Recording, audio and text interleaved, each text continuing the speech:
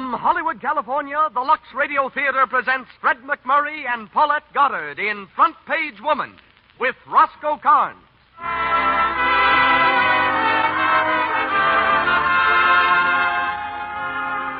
Lux presents Hollywood. It's a fast-moving romance comedy we bring you tonight, the love story of two reporters. The boy who thinks that journalism is purely a man's profession, and the girl who won't say yes till she shows him that he's wrong. Starred are Fred MacMurray and Paulette Goddard with Roscoe Carnes. And as special guest, you'll hear that ace news gatherer, Mr. Floyd Gibbons. Louis Silvers is our musical director. Just a word now before our producer takes over. We are grateful to all of you for your loyalty to Lux Flakes. It is your purchases of our product that makes it possible for us to carry on with this program. And Lux can help you carry on with the many household tasks you have every day. Its rich, pure suds make short work of dirt, yet leave your hands soft and smooth. Yes, Lux gives you double help. It gets rid of dirt fast and protects your hands, too. Yet you pay so little for this extra help. A little goes so far, makes such fine, rich suds. Lux is thrifty. Keep a large box of Lux Flakes in the bathroom and in the kitchen, another in the laundry. And now, your host and producer, ladies and gentlemen, Mr. Cecil B. DeMille.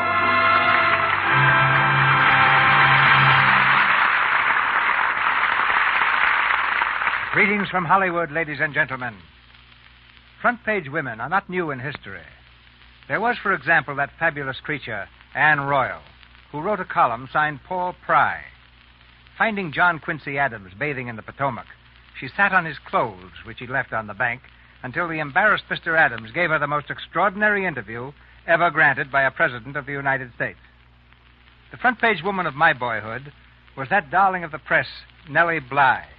She aroused international attention when, in 1889, armed with 2 knapsacks, a toothbrush, flannel underwear, a cap, ulster, and stopwatch, she dashed around the globe on behalf of the New York world in the then incredible time of 72 days. Songs, games, and a racehorse were quickly named after her. And I still have a dim recollection of that beautiful reporter, Nora Donnelly, called the Tut-Tut Girl. On the day Admiral Dewey returned from Manila, Nora boarded his ship for an interview. Rushing up to the Admiral, she waved an American flag in his face and promptly burst into tears. Whereupon the Admiral remarked, "Tut-tut, little girl, don't cry." That gave Nora her new name. Tonight's front page woman, Paulette Goddard, is a star after only 3 pictures, her latest being the Selznick International film, The Young in Heart. Born on Long Island, Miss Goddard is a former Ziegfeld Follies beauty and is heard tonight as Ellen Garfield. Hollywood knows Fred MacMurray as the man who said no. In the days when he was a $5 a day extra, working in a mob scene, the director singled him out from 100 others and offered Fred what to every extra is the opportunity of a lifetime, the chance to speak a line. But Fred was frightened, turned down the offer, and went happily on at $5 a day until Paramount featured him. He stars soon in the new picture Cafe Society, and tonight he's Kurt Devlin.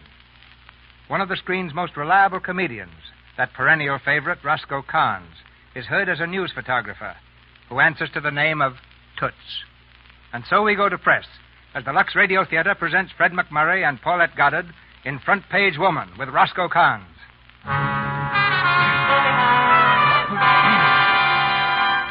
The reporter's room at North Prison. At a long table running halfway round the wall, a dozen telephones stand ready for service. They're silent now, but soon the wires will be screaming news as a woman pays the supreme penalty for murder. The reporters converse in hushed tones, nervous as the hour approaches. In a corner of the room, a lone girl reporter waits quietly. She's outwardly calm, but her heart thumps wildly. From the doorway comes Kurt Devlin of the Daily Express. Hiya, fellas. How was everyone on this festive occasion? Hard guy, huh? Just had a talk with the warden. It won't be long now. Well, that suits me. I hate these affairs. Yeah, the sooner the better. How are you, Mr. Devlin? What? Well, I'm a so-and-so. That's what I always thought. What are you doing here, Garfield? Well, I'm covering the story for the Star. You mean to say Have a Spike sandwich? Kiley handed you this assignment? I asked for it. You asked for it. Well, why not? It's a big story, isn't it? Oh, look, Tidbit, an electrocution is no place for you. Why not? I'm a reporter. No, you're not. You're just a sweet little kid whose family let her read too many newspaper novels. Now take my advice and Oh, get out. shut up. You think you're so cute, don't you? It's a wonder you don't talk baby talk. All right, all right. By the way, I don't suppose you've attended one of these high-tension parties before, have you? Well, there's always got to be a first time. Yeah, but somehow it always seems a little worse when they burn a woman. Well, why make an exception because she's a woman? Sure. Well, it ought to be quite an experience for you if your knees hold out. Don't worry about me, Mr. Devlin. You know, I'm really grown up now. Sometimes I even cross the street without taking the policeman's hand. Yeah? Yes. Listen, little Miss Front Page, it's okay for you to chase fires and ambulances, but this is different. It does something to you. It chews you up inside. Look at those guys. They've seen them before, and they're really tough. Don't go through it, kid. You don't have to. I'll cover for you. No, not for me you won't. I was sent here to see it, and I'm going to. Oh, come on. Let me get you out of here. I'll write your whole story for you. No. I can take it if you can. Okay, Tidbit. Here's the warden, fellas. Well, what do you say, Warden? All right, boys, you can go in now. Well, it's time for the slower music. Helen, how do you feel? Well, I'm fine. Well, come on, then. You wanted to join the parade, and I'll keep step. Oh, honey, let me cover for you. No one will ever know. No, I'm going myself. I'll write my own story. Oh. Ellen! Hey, Nick. Mac, give me a hand here. Little Miss Front Page just pulled a feint.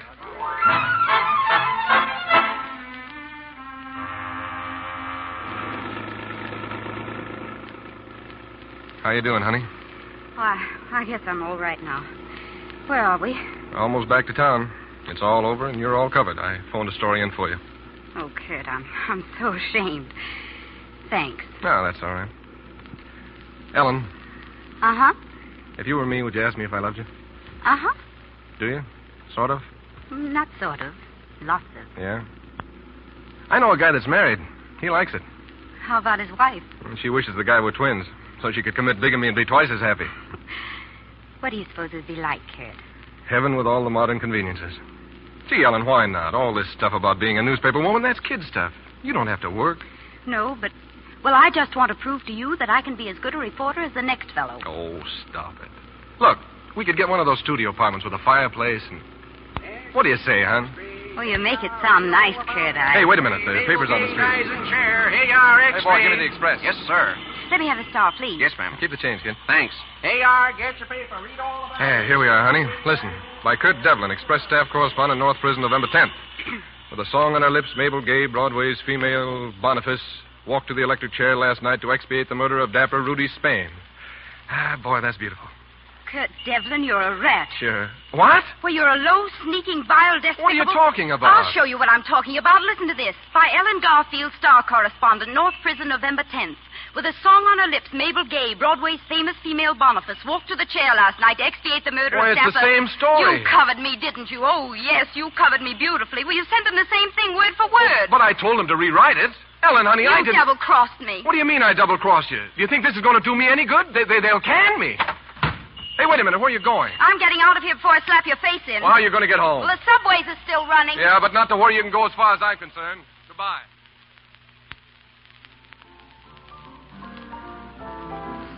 Hey, Kurt, What do you want? are you going to eat that sandwich? What do you care? Well, if you ain't, I will. No sense letting all that mustard go to waste. No, go ahead, take it. Thanks. Say, what are you beefing about? You ain't been fired. Not yet, anyway. Oh, boy, that was a swell story you two had. I looked at the Express, and I looked at the Star, and I thought I was seeing double. Oh, get out of here, will you, Toots? Go on, take some pictures. Pictures of what? Oh, I get it. You want me to beat it, huh? Smart guy. Okay. Kurt Devlin, the sourpuss of the Press Cafe. I'll get a picture of you like this someday, and you won't know you from a lemon. Hello, Kurt. Ellen. Oh, hello. Thought you'd be out of the newspaper business and taking a course in domestic science by this time. Kurt, I found out you really did try to cover me last night. Oh, you did? I'm sorry, Kurt. I should have believed you, I know, but do you think I'm a sort of a rat? Well, no. Just a little mousy, that's all. Did they give you your notice? No, but I got a piece of our Mr. John's mind, and it was certainly no present that a gentleman should give a lady. What about you? Oh, Hartley was really quite pleasant about it. All he said was that he'd appreciate it if I could arrange a suicide pact with you. Well, I guess we're both in the doghouse. Yeah. Don't worry about it. I've been in the doghouse for so long I'm commencing to bark at strangers. Well, I'm not so worried about you. It's myself I'm worried about. 2 more weeks and you'll be back covering the Dahlia shows. Are you going to start that again? Sure. Why don't you marry me? I'd make a swell husband even if I am a reporter. I don't write novels and newspaper plays, and I take off my hat in the house. Perfect. Well, don't forget that I'm a newspaper woman, too. And don't forget that women make pretty rotten newspaper men. Oh, is that so? Listen, I'm as good a reporter as any man, and I can prove it. Pecans. And what's more, I'll make you admit it. Almonds. And I wouldn't marry you for anything in the world. Walnuts, both English and black. Why, you... What's that? That? Why, that's the fire alarm bell, remember? They keep it here for the convenience of ambitious reporters who like to chase the engines. Yes, I do seem to recollect, but thank you anyway. Hey, Kurt, you hear that? That's a 3 alarm. Well, now, what do you know? Toots has learned to count. Congratulations, Toots. Well, ain't we going to cover it? It's at the Granger Arms, that snooty apartment joint. I ought to get some pictures, maybe. Take your time. I'm having a talk with Miss Front Page. Well, the interview's ended, Mr. Devlin. I'm going to that fire. Fine. If it starts to burn out, put some kindling on it and keep it going till I get there, will you? You're so smart. Good day, Mr. Devlin. Hurry up and maybe they'll let you ride on the hook and ladder.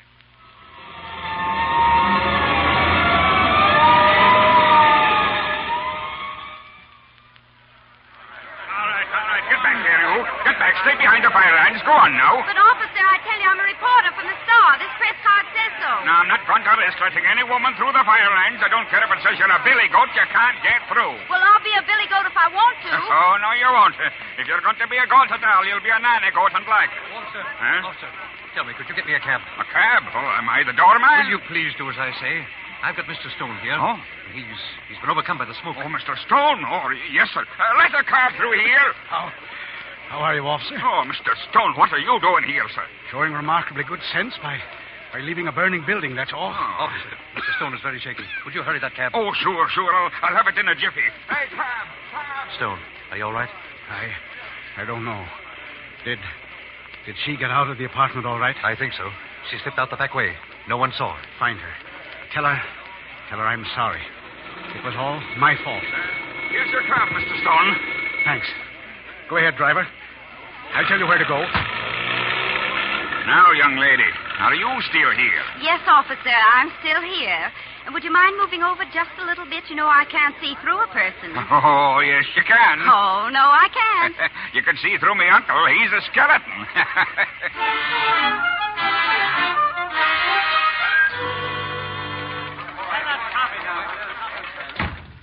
Morning, Spike.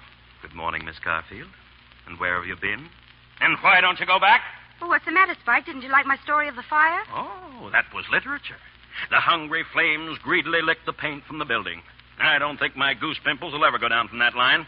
I'll bet we've given 1 million readers duck bumps. Yep, you got everything there was to get. Everything except the story. If you want to get the real thing, take a look at this copy of the Express. Marvin Stone disappears after fire. Broadway producer missing after apartment house fire by Kurt Devlin. Spike, how do you suppose he got that? By being a newspaper man, Chickadee. There are 200 fires in this town every day, but only one Marvin Stone. You know, to me, you're just another dame that missed her calling. You ought to write poems on birthday cards. Go on, give it to me. I have it coming, but... Stone? There was a stone at the fire.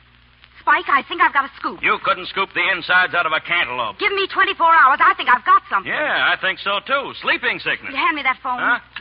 Just 24 hours, Spike. Just let me start out by finding where that cab took him. Took who? Stone, Marvin Stone. Hello? Brown and white cab? This is the Daily Star. Listen. One of your men picked up 2 men at the Granger Arms last night about 9:30. One of them was sick. Dark coat, gray fedora hat. We want to know where the driver took him. All right, I'll hang on. They're checking. Well, who was the other man? I don't know. I heard Stone mention a woman, too. Well, what woman? I don't know. No, I didn't expect you would. Oh, please, Spike, give me a break. A break? You've had your breaks. One more and you'll break the whole newspaper. Hello? Yes? Oh, I see. Thank you. Well? This is it, Spike. The driver took Stone to the Plaza Hospital. Plaza Hospital? I'll get a man over there right away. Oh, no, you don't, Spike. You've got a woman, and she's on her way now.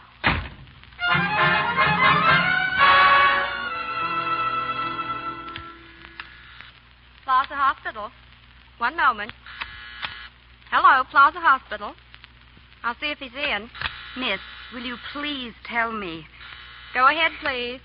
I did tell you. There's no one here by the name of Stone. Well, look.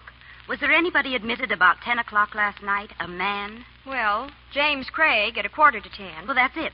I want to see him, please. You aren't family, are you? Family? Oh, no, Well, then you can't see him. Mr. Craig died a half an hour ago. Died? Died of what? Well, I'm not supposed to tell, but it was a stab wound. Stab wound? Are you sure of that? Well, that's what Miss Ohms said. She was the nurse in surgery. Miss Ohms, get her here for me, will you please? Give me 2 minutes with her, and I'll make her famous. Oh. Yes, and you, too. Hurry up.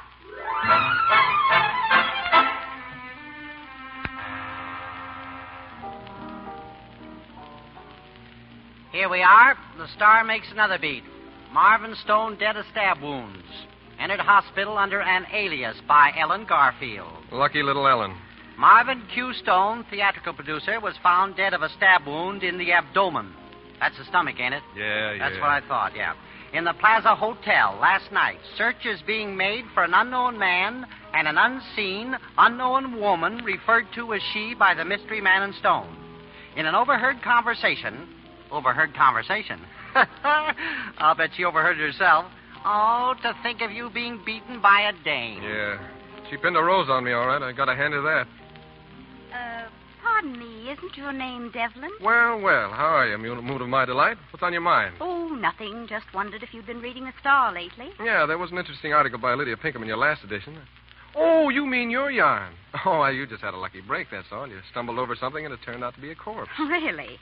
You know, I think I hear a noise like the sound of crunched sour grapes. Listen, you haven't got a story. All you've got is a lead. The real story is digging up the unknown man and the unseen she and the guy who did the foul deed. That's where I come in my quiet way. If I don't beat you to it. All right. If I turn up this murderer, will you give in and marry me? Good. Are you proposing? Sounded like that to me. Shut up, Toots. Will you or won't you? Maybe.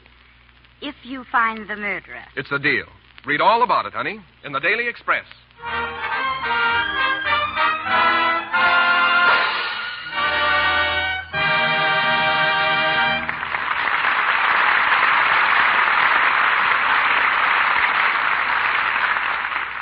The curtain falls on Act One of Front Page Woman, starring Fred McMurray and Paulette Goddard, with Roscoe Carnes. In our short intermission, before going into Act Two, let's turn to our friends, the Brownings. It's late afternoon, and 16-year-old Dot, home from school, finds her mother in the kitchen. Mother, may I make some fudge for the crowd tonight? Why, Dot, I'm right in the middle of getting supper, but... Oh, please, Mother. I'll wash all the dishes. Well, perhaps. Whoopsie! Did I hear fudge? Dibs on licking the pan, Dot.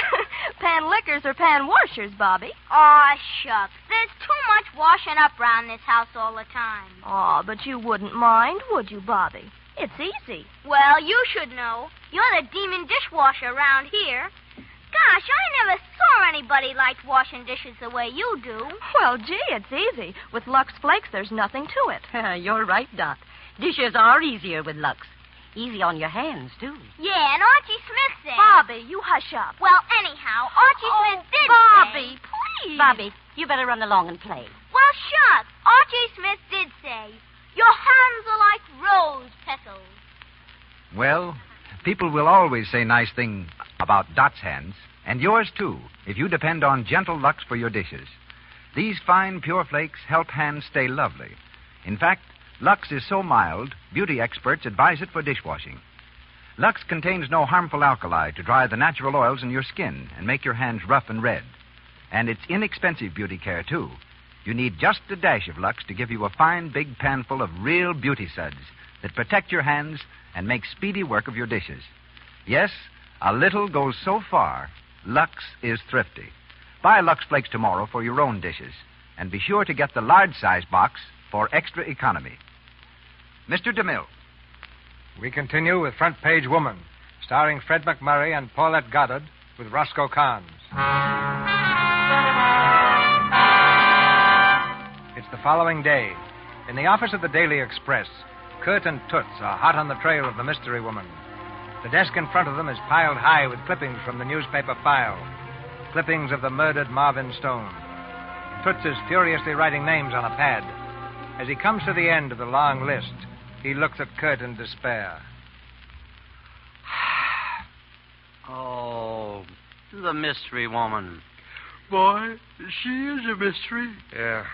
As far as I can make out, this guy Stone has kept company with every dame in the world except Whistler's mother. Yeah. Look at this list. You can interview the Follies line for 10 years back and be only half through his address book. Never mind. You got them all down? Yeah. Well, come on, let's go. Oh, Kurt, we ain't going to look up all these dames, are we? You think I'm crazy?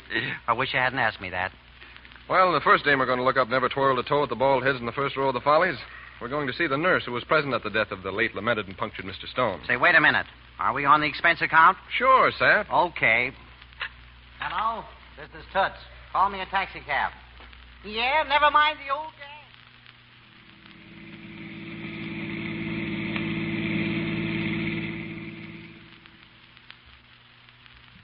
Well.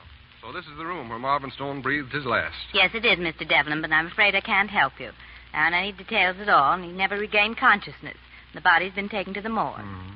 Are his clothes still here? Yes, but I'm afraid they won't give you any clues. Police took everything out of the pockets.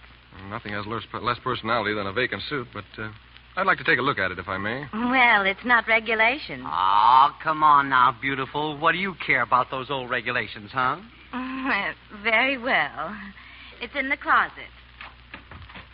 This is the suit he was wearing. Beautiful piece of material, ain't it?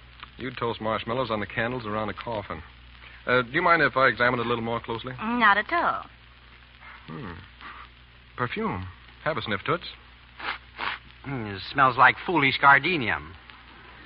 Say, Kurt, what's perfume doing on a guy's suit? That's what I'd like to know.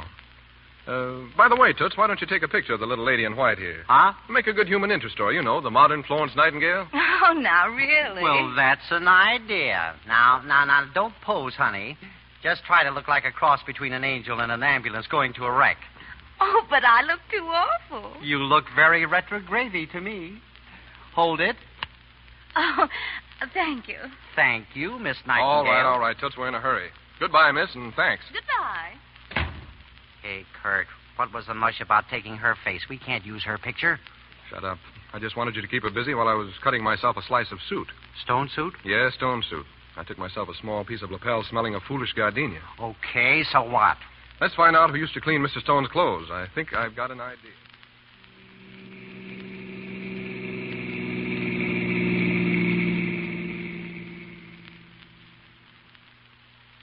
Clean his suit? Well, for years I cleaned the suits. Fine. Do you happen to remember this piece of material? Material? Hey, this is a good piece of goods. Sure, that's off of Mr. Stone's suit. A double-breasted. I cleaned it the day Mr. Stone was killed. Yeah? What time did you deliver it to him? Well, the same night at 8 o'clock. Personally, I delivered it. 8 o'clock, huh? The fire was at 9. Sure. Are you a detective? I'm beginning to think so. Much obliged. Come on, Toots. Say, would you be violating a confidence if you told me what we're doing? We're smelling out a murderer. What we need now is a perfume shop, some place with class.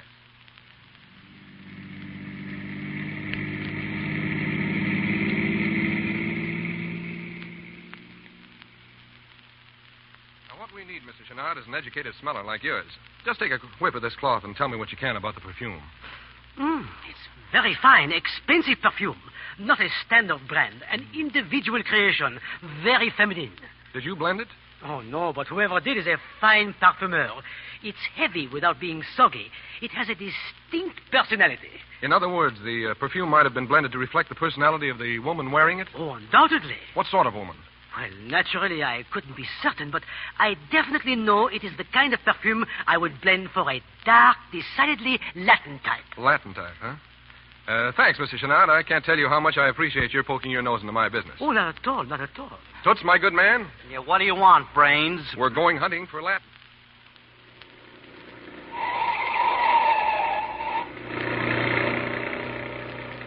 I tell you, I've got it, Toots. When Stone was stabbed, the mysterious woman was with him. All right, Sherlock, I'll bite. How do you know she was? Simple, Watson. The suit was delivered to Stone at 8 o'clock. The tailor said so. Yeah? It couldn't have come from the cleaner smelling of perfume. No. Therefore, the perfume must have permeated his clothes between 8 and 9. Right? Mm-hmm. He was stabbed between 8 and 9, so the woman was with him. Still right? Yeah, you're right. Now, the Latin type was with him when he was knifed, so we go looking for Latins. Yeah. So we've seen a dame on our list named Conchita Renal. Check. A dame named Martelli. Mm-hmm. A dame named DiCosta. Mm-hmm. And a dame named Polini. Right. And where are we? We're on our way to the Gaiety Theater, my friend, to see a name named Inez Cordoza.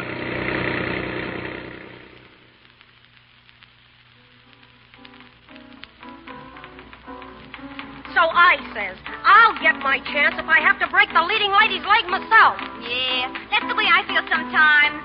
Gee. Hello. Hey, what's Oh, the idea of breaking in on our rehearsal? Oh, I'm sorry. Could either of you two lovelies tell me if Miss Inez Cordoza is around? Inez? No, she quit the show about a month ago. Oh, she did, huh? Huh? Where is she now? She moved. I know that because I called her up this morning to get the dirt on her boyfriend being murdered, and they said she left. Mr. Marvin Stone was her playmate, huh? Say, what are you, a detective? With dainty little feet like mine?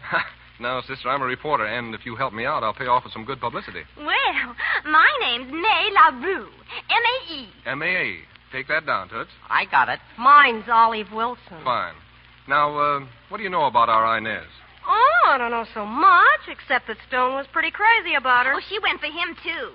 That is until Mr. Coulter came along. Coulter? You know, Maitland Coulter, the big shot polo player. And what Stone burned up. Yeah, tried to take a poke at Coulter one night right outside the stage door. Yeah, it was disgusting. They both led with their right. Mm-hmm. The next day she quit the show, and nobody's seen her since. Hey, this is wonderful. I'll bet you're the girls that, the kind of showgirls that write novels and sculpt statues on the side. How'd you know? You have minds. Huh. By the way, did Inez leave any dresses or handkerchiefs around? No, she took everything. Inez was that way. Oh, she left a slip hanging on my rack in the dressing room. But I don't see what good that'd do you. Get it for me, will you? Okay. Yep. Leave it to babyface Inez to get publicity like this. You know, if I thought for a minute that I'd get splashed all over the front page, I'd slip a little cyanide to Butch. Who's Butch? Well, that's my boyfriend. What's the matter? Don't you like him? Yeah, sure I like him. He's swell, but a girl has to think of her career. Now, there's a girl with a brain, Toots. I'll bet she has a Ph.D. Who told you? Here's a slip. Oh, do you mind giving it to me? Of course not. Thanks. Perfume, huh? Hey, Toots. What? That's the perfume, the same as on the coat. Toots, the unseen she is Inez Cordoza. Yeah, try photographing an unseen she.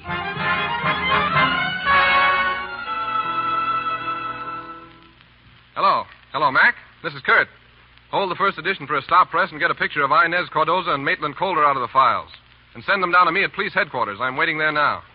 Have I got something? Listen, I've got a story that'd curl the hair on an eggplant.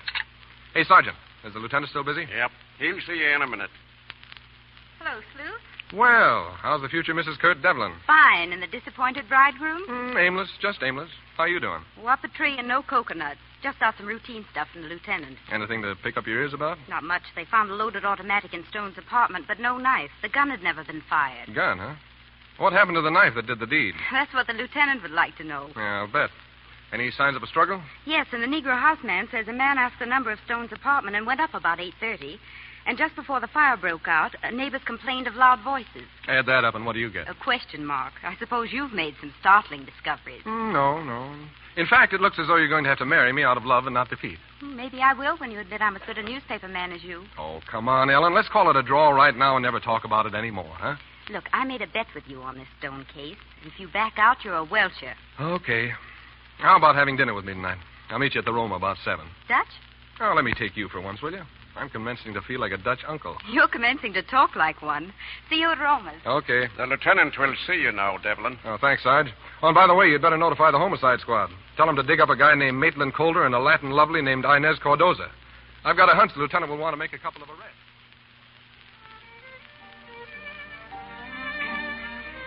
Hello, Roma. Ah, Mr. Devlin. The lady is waiting for you over here. Hello, honey. Do you think I'd never get here? Oh, I didn't mind waiting for you. Sit down. Thanks. Gee, I like you. I'm sort of fond of you, too. Don't know why, except you remind me of an Irish Terrier I had once. Smart dogs, Irish Terriers. Well, this one wasn't. He bit me.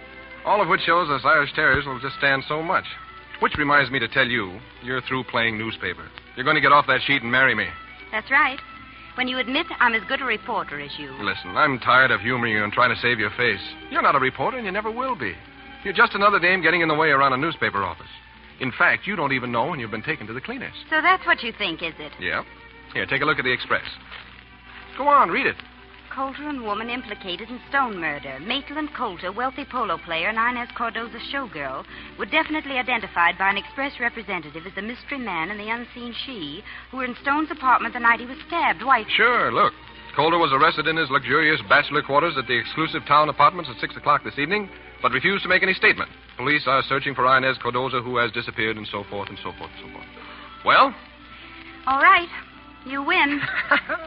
Good night, Kurt. Hey, where are you going? You forgot to find Inez Cardoza. I suppose I've got to do it for you. So long. Oh, 2 women who are what goiters out of science, a pain in the neck.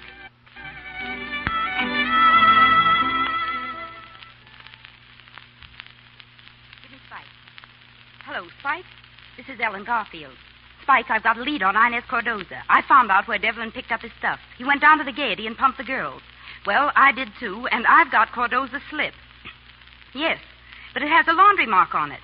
What do you mean, what good is it? Don't you know human nature? People don't change their laundries. Now, all I have to do is to find out which laundry it is, who the mark belongs to, and then wait for someone to call for some clean shirts. I'll tailor home, and 10 to 1, I'll find Inez Cardoza. All right, 20 to 1. Goodbye, Spike.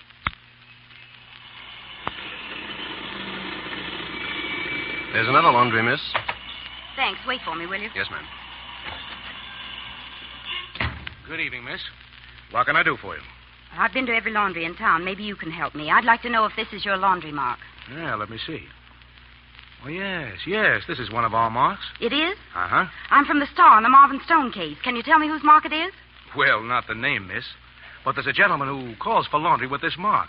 In fact, I have a package for him now on a rush job. Today? Well, yes. He said he'd be here just about... Oh, pardon me, please. You got my laundry? Yes, sir. Right here, sir. How much? $1.50. Thank you, sir. Good day. Good day. Oh, miss.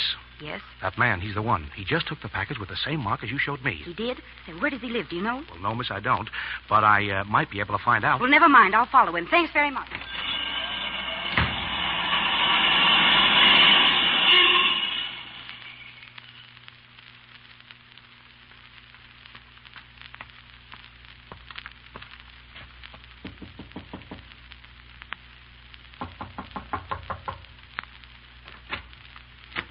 Oh, hello. What do you want? I'm looking for Inez Cardoza. Come in. Oh, thanks. Sit down. You followed me from that laundry, didn't you? Well, no, I didn't. Oh, yes, you did. I saw you there. Robert. Come here, Inez. Inez. So you're Inez Cardoza. Robert, what does she want? Who is she? She's a dirty little fly You're cop. crazy. Sis. I'm no cop. Shut up. Sis, go in the other room. No. Robert, don't. Give me that gun. Get away from me. Go on, do as I tell you. Wait, listen. You've got me all wrong. No, I haven't. I got you dead to rights, sister. So if you know what's good for you, you'll sit tight and keep your clapper shut, or you'll be going back to headquarters on a slab.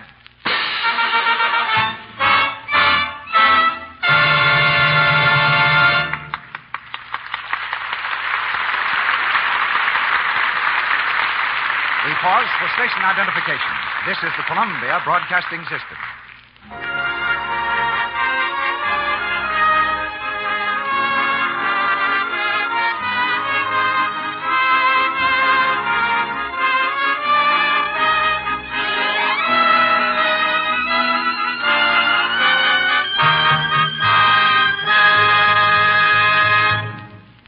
We've just completed Act Two of Front Page Woman.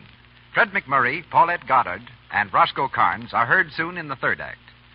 Now it's intermission time, and time for Mr. DeMille to introduce the evening's special guest. But before he does, just a word about our product. Lux is the world's largest selling package soap for fine fabrics. And here's why. Lux contains no harmful alkali. It's so mild, so pure, it's safe for anything that's safe in water alone. A little goes so far. Makes such fine, rich suds. Lux is thrifty. Our producer, Mr. DeMille. We've just been hearing about the adventures of a front-page woman. Right now, we're going to hear from a man whose stories have been printed on page one many times, with date lines from Paris, London, Berlin, Shanghai, Madrid, and 100 other cities around the globe. If I were to tell you the story of Floyd Gibbons in one sentence, I should say that he was there when it happened, because for many years he's shown an astonishing ability to get to the scene just in time for a big news break. I can't see all the way to New York, but I know exactly how Floyd Gibbons looks as he waits in a New York studio. He's a brawny, strapping fellow with a red face and bristly hair, sitting before a microphone with his hat hanging precariously on the back of his head. He's full of nervous energy. When he talks, his fist flies out, driving home his words.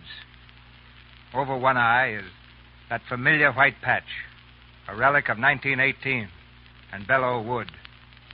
Speaking to you now from New York is the headline hunter, Floyd Gibbons. Thank you, Mr. DeMille, and hello, everybody. Here in New York, I've been listening to Fred McMurray and Paulette Goddard in Front Page Woman. Now, that's a play about my kind of people, newspaper men and newspaper women. We make fun of ourselves, but we do our darndest to outwit each other on the job. For many years now, I've been, trying to figure out just what it is that changes a normal, happy, everyday sort of a person into a newspaper man or woman, and by golly, I still don't know. One day, some 20 years ago, I stood in a boxcar down in Mexico talking to Pancho Villa, the revolutionary leader. I was just a kid, and I threw questions at him one after another. I was so dumb I didn't know that nobody dared question Pancho that way. Pancho got sore as a boil on the neck. He snarled at me in Spanish, "What do you want to come down here for, gringo? You have a nice soft bed at home." Well, sir, I couldn't think of the answer to then, and I still can't. But I stuck it out with Villa and his army, and I saw plenty happen during that frightful war, including a 300-mile retreat, which I think I led. Otherwise, I wouldn't be here tonight. The newspaper reporter tries his doggonest to be there when it happens because the best and most truthful report of any happening is that of the personal eyewitness who can honestly say, "I saw it. I was there when it happened." He has to keep in mind the importance of the main event, but must not overlook the apparently unimportant little facts that prove the truth of the story. I was on the 19,000-ton liner Laconia when it was torpedoed and sunk in mid-Atlantic. We were carrying a huge cargo of explosives. The thing I remember most is what a Canadian aviator named Dugan said when the torpedo hit us. 3 of us were sitting in the smoking room listening to a phonograph playing Poor Butterfly. Dugan passed a pack of cigarettes and offered a light. He was the third man on the match. A few seconds later, the ship gave a sudden lurch. The deck began to slant, and the foghorn began to blow the signal of distress. That was when Dugan became one of my candidates for immortality. He blew some smoke out of the side of his mouth and said, "That was a lousy torpedo. It didn't even blow up the munitions." Well, sir, the boat sank, but we got away all right and were picked up by a patrol boat without wireless the next morning. It took us so long to reach the Irish coast that American newspapers thought we were lost. The boss printed my obituary in the papers, and oh boy, was his face red when he got a 4,000-word cable story on the sinking of the Laconia from me the next morning. Of course, my clothing, trunk, and typewriter and everything went down with the ship, and they also went down on the old swindle sheet. I mean the expense account. It isn't just ability to write that makes good reporters like these kids, Ellen Garfield and Kurt Devlin, in the play tonight. One of the best writers I know is my pal Westbrook Pegler. But Peg would still be a great reporter if he couldn't write a grammatical sentence. When King George V died, Pegler and I were covering the story of the funeral in London. Newspaper men had to stand in line like the tens of thousands of mourning subjects of the late king, a line that stretched out for 4 miles, moving slowly forward in the rain. It looked as though it would take us 10 or 12 hours to reach Westminster Hall, the place where the body was lying in state. Peg found a fellow who had a little sympathy for us when he found we were newspaper men, and he slipped us through the back door of Westminster Hall. That's just across the street from the Abbey. And Peg beat the other correspondents by several hours. It cost us $8 bob each to get in. That's $2, you know. That was the first and last time I ever got into a royal funeral by the back door. There was nothing irreverent in our act, but it really was crashing the gate. A newspaper man does get around to a lot of places, and incidentally, Cecil B. DeMille, so does that product of yours. I've run into Lux Flakes all over the world. I've seen it in store windows from Shanghai to London. How do you do it, Mr. DeMille? And now, good night. How do we do it? You've got to be good, Floyd. You've got to be good. That goes whether you're a reporter or a flake of soap. Good night, and our thanks to you, Floyd Gibbons. And happy headline hunting. We're back in Hollywood and ready to star Fred McMurray and Paulette Goddard in the third act of Front Page Woman with Roscoe Carnes. A few minutes have passed. Ellen, worried but calm, gazes steadily at the revolver which Robert Cardoza holds pointed at her head. Then she smiles quietly. You wouldn't really use that gun on me, would you? You never can tell, fly cop. But I'm not a fly cop. I tell you, I'm a reporter. Robert, maybe she is a reporter. Miss Cardoza, believe me.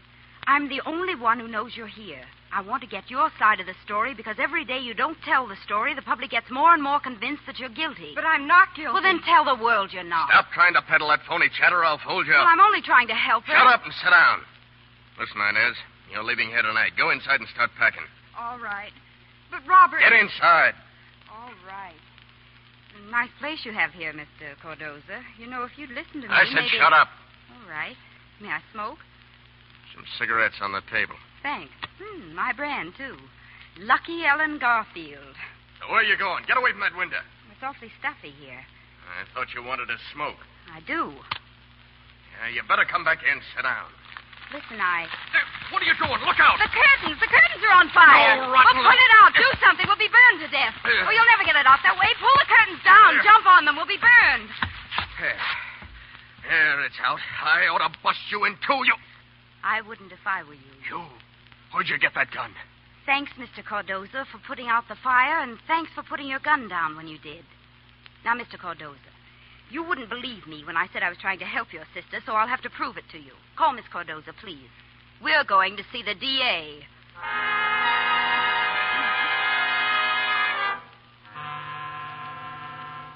Now, Miss Cardoza, I want you to tell your story and tell it as straight as you can. Not only to help me, but to save yourself. Go on, Inez. The DA doesn't bite. Well, I went to Mr. Stone's apartment for dinner. When I arrived, Mr. Calder was there and Stone was sick. Calder wanted to call a doctor, but Stone wouldn't let him. He said it was nothing, and, well, I thought he'd been drinking too much. We got to arguing. Stone struck Calder. I got frightened and ran out of the apartment. That's all I know, everything, I swear. Well, why did you hide out? I was afraid Calder might be drawn in. I didn't want to testify against him. I love him, but he's innocent, I tell you, innocent. You've got to let him go. Please, Miss Cardoza, no hysterics. You can go now. We've assigned a matron to stay with you until Calder comes to trial. Go on, Inez. They won't hurt you. Thank you so much for everything. Goodbye. Goodbye. Well, Miss Garfield, congratulations. You did a splendid job finding Cardoza. Oh, nothing at all. Hello. Said you wanted to see me here. That's right, Devlin. I want to thank you for what you've done on the Stone case. I think Miss Garfield's done fairly well herself. Well, thanks, Kurt. Well, I guess Calder's your man, all right. Looks open and shut. Open and shut? Hardly. Where's Exhibit A? A man who brings a gun to commit a murder doesn't bring a knife, too. A man who thinks to take a knife wouldn't forget and leave his gun in the middle of the floor. To build a case, we've got to have Exhibit A, the instrument with which the murder was committed.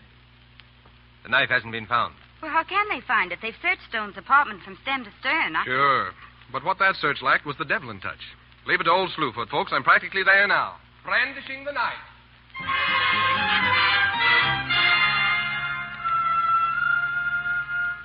Oh, sure. I clean up apartment for Mr. Stone. Every day I clean with vacuum. Ooh. You did a very good job, too. I cleaned up after murder. You sure did. Pipe down, Toots. Now, look, I wonder if you'd be a good boy and let me see your vacuum cleaner. I go get. Ooh. Say, what do you expect to find in that Bronx bagpipe? I don't know, but our little Chinese friend Swing Out here says he cleaned up the mess in the living room with us, so we might as well take a chance. Say, Mug, you get more and more elementary all the time. Here, vacuum cleaner. Well, thanks. And now let's see what's in the vacuum bag. Here, just make yourself useful. Help me dump out the dirt. Oh, I wish I'd never loaned you that Philo Vance book. Wow, look at the sand.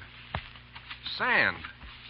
How do you suppose that got here? Maybe Swing Out cleaned the spinach with it. Oh, wait a minute. Sand. What's in that big vase standing over there by the door? Well, what's in it? Sand. Sand. Sand. Oh, you see, you sound like delirium tremens lost in the Sahara. It's an ash urn. They're always full of sand. Yeah. Here, give me a hand with this. We're going to dump it. Maybe you'd like to put up a few beach umbrellas. Come on, help me here. Let's see. Cigar, cigarette butts, cork, cigarette package. You know you could get a job in the nightclub doing that act. Cigar, cigarette butts, cigar. All right, wise guy, look at this. Here it is. For the love of Mike. The knife. Yeah, the knife. And this little instrument, my friend, is going to give the DA a thrill and Mr. Calder the shock of his life. Hi, Kurt. Hi, Toots. Hey, hide that knife, Toots. Well, look who's here. Oh, I felt a great need for you, Kurt, and I knew you'd be here. Mm-hmm. What a mess. I see you've been looking around. Find anything? Me? Oh, no, such like it. There's a knife in this room. It'd take Lady Macbeth to see it. Well, too bad, Kurt. Yeah, certainly is a shame. Extra, extra, Colder indicted. Express finds Stone murder knife. Kurt Devlin finds knife. Paper extra. Call the trial near's end. Call the trial near's end. Get the extra. Then, ladies and gentlemen, the knife was found in an ash receptacle. Why? Because this is what happened. There was a quarrel. Colder drew his revolver. In the struggle, Stone knocked it from his hand to the floor. Then Colder snatched the paper knife from the table and plunged it into the man he hated, committing the crime for which he came. Murder, ladies and gentlemen of the jury. Premeditated murder. A crime of which the people demand you find him guilty in the first degree. Ladies and gentlemen of the jury, the state rests. Ellen? What do you want, double-crosser? Say, we've got plenty of time to hang around the courthouse. You better stick with me. I really got something this time. I'll cut you in. No, thanks. You might slip and cut my throat again. Okay, if that's the way you feel about it. Hey, Toots, wait for me. Okay, what's on your mind? Listen, Toots, I've got an idea. I'm sick of your big ideas. I hang out with you, and I never get a chance to take any pictures. Toots, come with me to the superintendent's office. Everybody's gone off for air but the jury. Well, what do you want in the super's office? Keys, Toots. One key to be exact. The key to the broom closet. Listen, I can't take no pictures in a broom closet. Oh, shut up, will you? I've been studying the plans of this courthouse, and I find the broom closet's got a double door. One opens into the hall, and the other opens into the jury room. And I, my friend, am going to listen at the keyhole. I get it. You scoop the verdict. Brilliant. Come on, Toots.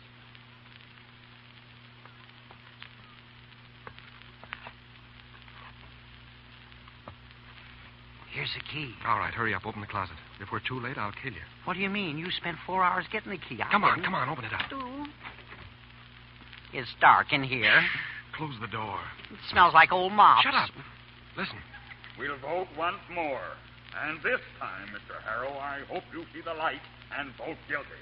I'll vote the way I like. It's 11 to 1. Holy shut up. Once more. Smith. Guilty. Vance. Guilty. Noyes. Guilty.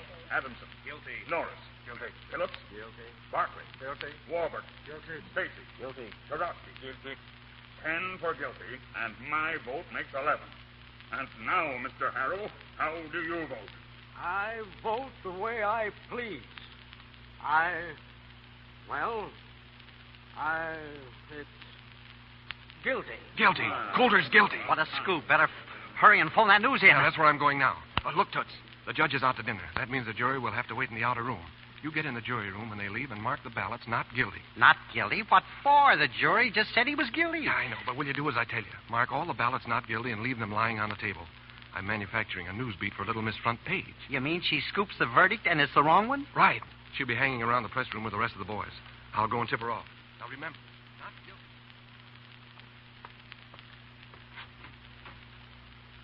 Sorry, Spike. No news yet. Signed your dead and dying Garfield. Hey, Garfield. What do you want? Come closer. I know a secret. What secret? You'd better hurry to the jury room through the broom closet. Through the broom closet? With what? With the key. Toots is there, and he's got the key. Go find Toots if you want to scoop. I'd like to believe that. Listen, go in there and read the ballots. I know the verdict, but you wouldn't believe me. Go in there and see for yourself. All right. Thanks, Kurt. Extra, get your express. Colder guilty. Extra, get your star. Kohler not guilty. Extra, Colder guilty. Extra, Kohler not guilty. He is so. He is not. Extra, get your business.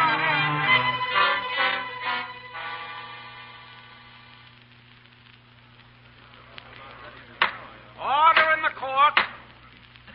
Gentlemen of the jury, have you reached a verdict? We have. The defendant will rise and face the jury. What is your verdict, gentlemen? We find the defendant guilty of murder in the first degree. Bailiff. Yes, Your Honor. That reporter Devlin knew the verdict before it was brought to court. I want to see him in my chambers at once. Hello, Spike. Spike, I steered you wrong. Yes, Colder's guilty. Yes, guilty. Signed your loving but fired Garfield. Hey, Garfield, what's the matter? What are you crying about? Oh, I'm washed up, Toots. I don't need Spike Carley to tell me I haven't got a job. Oh, gee, tough luck, kid. I'm sorry. You're not as sorry as I am. Oh, I'm going over to the Press Cafe and drown my sorrows. Well, you can console yourself, honey. The judge just put Devlin in the can.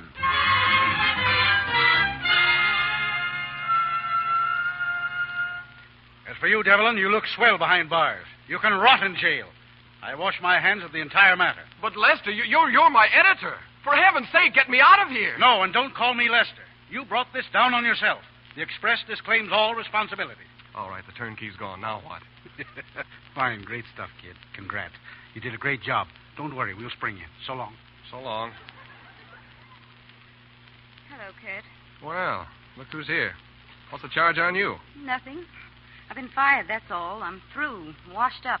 Oh, I'm sorry I tripped you up in that yarn, but after all, you should have known better than to fall for that. You don't have to rub it in, Kurt. I know when I'm late. Well, I guess you're right. No job for a woman. Sure. Women make bad newspaper men. But not too bad, you lug. Look at what's in this copy of the Star. Start memorizing this one. I killed Stone. Inez Cardoza, showgirl fiancée of Colder, confesses fatal stabbing by Ellen Garfield. Say, where did you get the story? Kurt, you see, I had a hunch about that girl from the very beginning. I met her at the Press Cafe after the verdict. She was all set to break down, so I broke her down. She told me how it happened. When Coulter drew his gun, Stone grabbed it. Inez said that he'd have killed Coulter if she hadn't grabbed up that knife in desperation and let him have it. Yeah, but the fingerprints, those were Coulter's prints on that knife. Yes, but Inez was in evening dress. She had on long white gloves. And the minute she stabbed Stone, Coulter grabbed the knife out of her hand. Well, for the love of Mike. That's the way to work. That's being a good newspaper man. Do you mean that? I hate to say it, but I do. Well, that's all I wanted to hear. Give in, darling. I do. Oh, darling. Nice clinch, folks. You can cut out that silly stuff now. I've got the picture.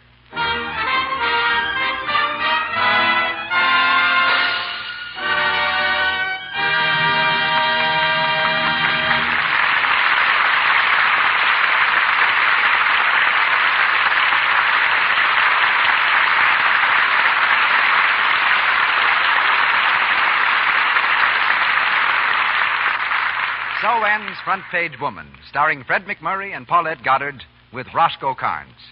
Our stars will be back in a few seconds for a personal interview. But right now, here's something I bet is news to a lot of housewives. Did you ever stop to think how much walking you do every day in the course of your housework and shopping trips? Well, I can tell you, it's nearly 8 miles every day. Yes, and that comes to 3,000 miles a year. Why, that's the distance across the United States. And you get more exercise than that, too. What with all the kneeling and stretching and stooping you do around the house. Think what that does to your stockings. They're apt to get runs if they aren't nice and elastic. Elasticity, you know, helps your stockings give under strain instead of breaking into runs. Now, let me tell you a way you can help your stockings wear longer. Every night, when you take them off, give them a quick dip in a basin full of rich Lux suds. Lux Flakes save stocking elasticity and cut way down on runs. Soaps with harmful alkali or rubbing with cake soap weakens elasticity. Gentle Lux has no harmful alkali. It's safe for anything safe in water alone. So give all your nice things this special care to help them stay new-looking longer. Your underthings and nightgowns, your washable dresses, and all the little accessories that make or mar your appearance. And remember, a little goes so far. Lux is thrifty. And for even greater thrift, buy Lux Flakes in the large size box. Now, Mr. DeMille. Now for a 3-star final. A short session with tonight's headline makers. Here's Fred McMurray, and here also is the new star, whose brief but brilliant record is holding the attention today of every Hollywood studio. CB, perhaps not every studio, but I know what you mean, and I want to say it's darn white of you, and I hardly know what else to say. Well, then suppose we skip it, Roscoe, until I finished introducing Paulette Goddard. Huh? Oh, excuse me. It's all right, Roscoe. And thank you, Mr. DeMille. But let me stay in character as a reporter for just another moment, because I'm sure it's news to many Lux listeners that you're making this broadcast from a stretcher. Oh, not just this broadcast, Paulette. It's a picture, too. What was the disaster that swept you off your feet, Mr. DeMille? And just a little accident on the set, Miss Goddard. But it has its advantages. The cast of Union Pacific felt so sorry for me today, directing from a stretcher, that they accomplished 2 days' work in one. With results like that, I'm seriously considering remaining in this perambulator till the picture's finished. Once I fell for a stunt something like that, Mr. DeMille. It Seems he just couldn't play a scene the way the director wanted it, so finally we drove him into such a fit of rage that he snatched his watch from his pocket and smashed it to bits on the floor. There was a dead silence as we watched him get down on his hands and knees and pick up the pieces. Tears streamed down his face as he told us that the watch was his most prized possession. His father had given it to him years before. Nothing had meant quite as much to him. The cast felt pretty bad about it, and finally the director dried his tears and we went back to work. This time, of course, we played the scene perfectly, and he sent us out for lunch. As I was going out the door, an electrician stopped me and said, "Don't let it get you, Fred." He whispered, "With just a dollar watch, I've seen him pull that stunt a dozen times, and it's never missed yet." Yes, now I can tell you another time that Fred failed to live up to expectations, Mr. DeMille. When he was born, his folks were hoping he'd be a girl. Well, what's wrong with that? Mine were hoping for a boy. That's why I'm Paulette, the feminine version of Paul. Yes, but they were going to call Fred Rose because he was born on St. Rose Day. Can you picture McMurray with a horticultural handle like that? You take it easy, Mr. Carnes. Fred spent the last 6 weeks learning to box. Yeah. After being called upon to sock somebody in almost every picture he's made, they've finally given him a pair of 8-ounce gloves and turned him into a professional slugger. Do you like the idea, Fred? I like it, but it has a couple of good drawbacks. The first of them was that I'd planned to take a hunting trip, and I had to forget all about that and take boxing lessons. And the second drawback is the plaid suit I've got to wear. It's got checks bigger than the first prize of the Irish sweepstakes. But as I always say, that's the movies for you. So long, CB. Good night, Mr. DeMille. And many thanks for this chance to appear on a program which I listen to with so much enjoyment. Yes, me too. And I hope, Mr. DeMille, that you don't have to take it lying down much longer. Thank you, Lester. It's not up, Mr. McMurray. Report here soon again. There's an outstanding dramatic event awaiting you here next Monday night. Listen for Mr. DeMille's announcement of it in just a moment. Assisting tonight's stars were Inez Seabury as Olive Wilson, Margaret Brayton as May LaRue, Lindsay McHarry as Officer Holohan, John Fee as Maitland Coulter, Lee Millar as Marvin Stone, Lou Merrill as Spike Kiley, Ralph Sedan as Robert Chenard, Abe Reynolds as a tailor, Frank Nelson as Robert Cordoza, Mary Jane Carnes as Inez Cordoza, Ted Osborne as District Attorney, Edward Marr as Laundryman, David Starling as a Chinese cleaning boy, Harry Humphrey as Judge, Joe Franz as Bailiff, Elizabeth Wilbur as a nurse, Eleanor Harriet as telephone operator, Sidney Newman as taxi driver, Ross Forrester as Warburton, James Eagles as newsboy, and James Robbins as a reporter. Our musical director, Louis Silvers, appeared through courtesy of 20th Century Fox Studios. He was in charge of music for their new picture, Jesse James. Front Page Woman was produced on the screen by Warner Brothers Studio. Here is Mr. DeMille. Next Monday night, the anniversary of his first appearance on the air in drama, Mr. George Arliss returns to the Lux Radio Theater. This beloved artist will be heard in our adaptation of one of his most popular screen triumphs, the dramatic story of an uncrowned king of France, Cardinal Richelieu. Our play is the story of one of the world's greatest statesmen, a man who matched his wit and life against the intrigues of the nobility that France might be united. Supporting Mr. Arliss, you'll hear an all-star cast featuring Florence Arliss, Cesar Romero, Heather Angel, Montague Love, and Douglas Dumbrill.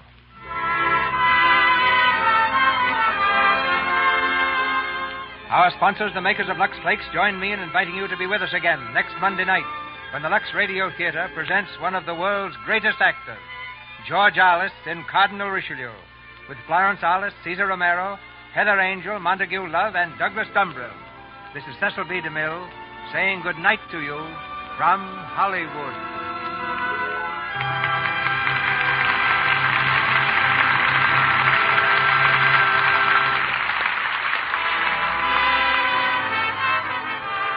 Our Lux Radio Theater presentation of Front Page Woman has come to you with the good wishes of the makers of Lux Flakes, those fine, gentle soap flakes used in the wardrobe departments of all the leading studios here in Hollywood and by housewives everywhere. Join us again next week.